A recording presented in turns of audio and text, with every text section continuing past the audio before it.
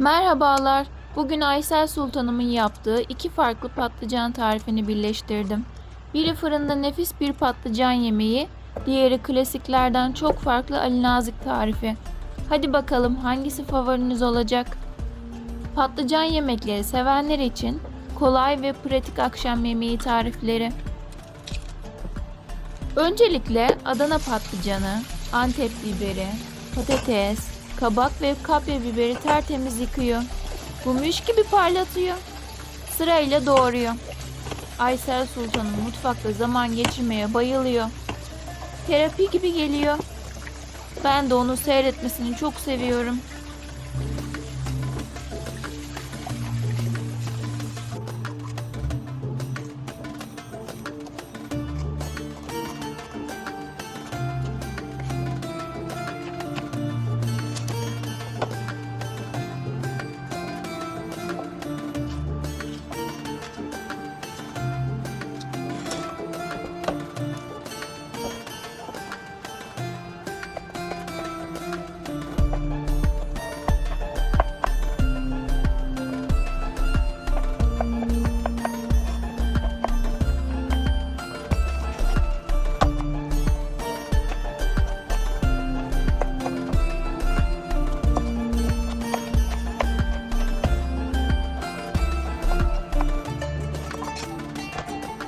Patlıcanları alacalı soyup doğruyor. Tüm malzemeler tepside karışacak.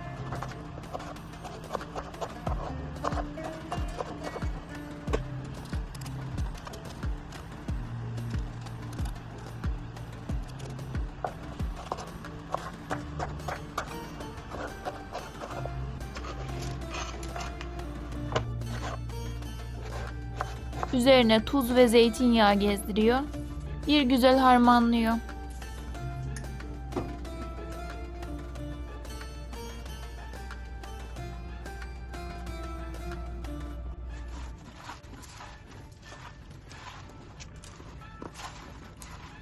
Önceden ısıtılmış 250 derece fırında pişirelim.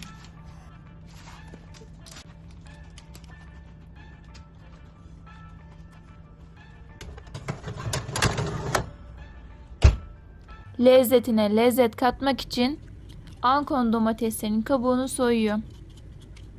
Küp küp doğruyor.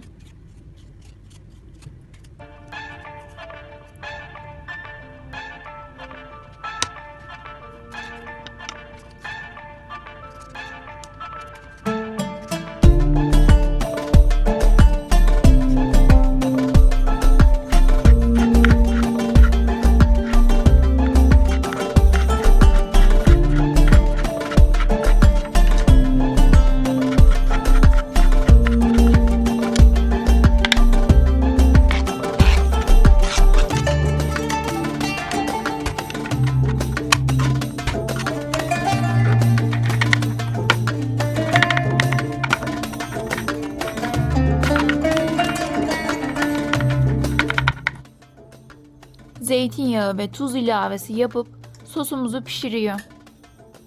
Yanına ayran çok güzel yakışır.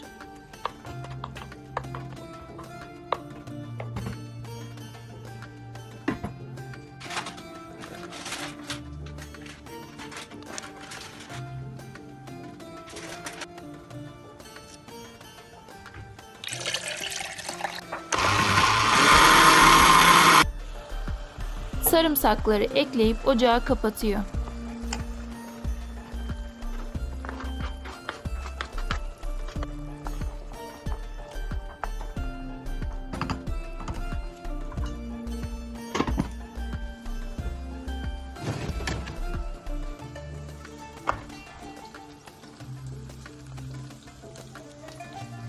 Yemeğimizi fırından alıyor, üzerine sosu gezdiriyor. Hem pratik hem lezzetli. Daha ne olsun? Afiyetler olsun.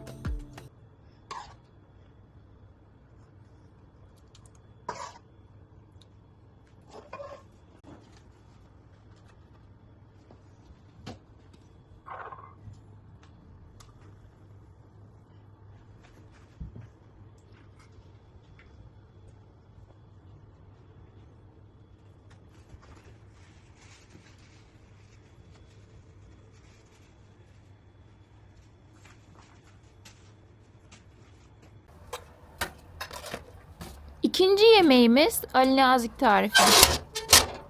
Gerekli malzemelerimiz patlıcan, yoğurt, kıyma, sarımsak, salça, tuz, tatlı kırmızı toz biber. Patlıcanları sobada közlüyor Aysel Sultanım. Soba olması şart değil. Ocak veya fırında da közlenebilir. Elimizde ne imkan varsa. Közlediği patlıcanları soyuyor. Ondan sonrasına doğruyor.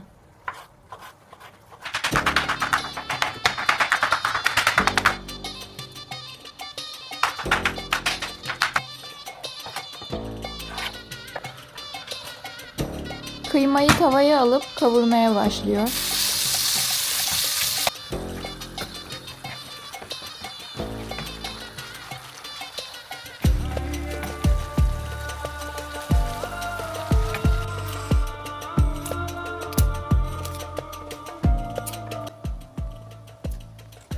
Sarımsağı yoğurda değil, kavurduğu kıymaya ekliyor. Bu şekilde çok lezzetli oluyor.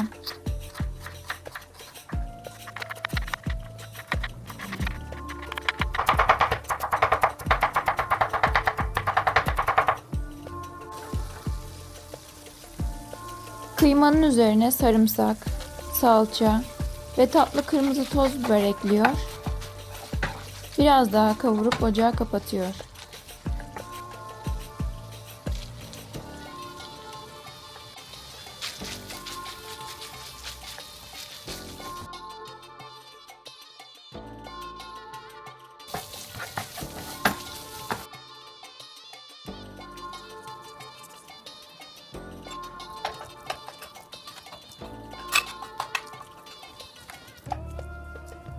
Önce közlemiş olduğu patlıcanı tepsiye bir güzel yayıyor.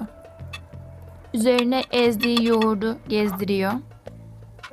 Son olarak hazırladığı kıymayı üzerine döküyor.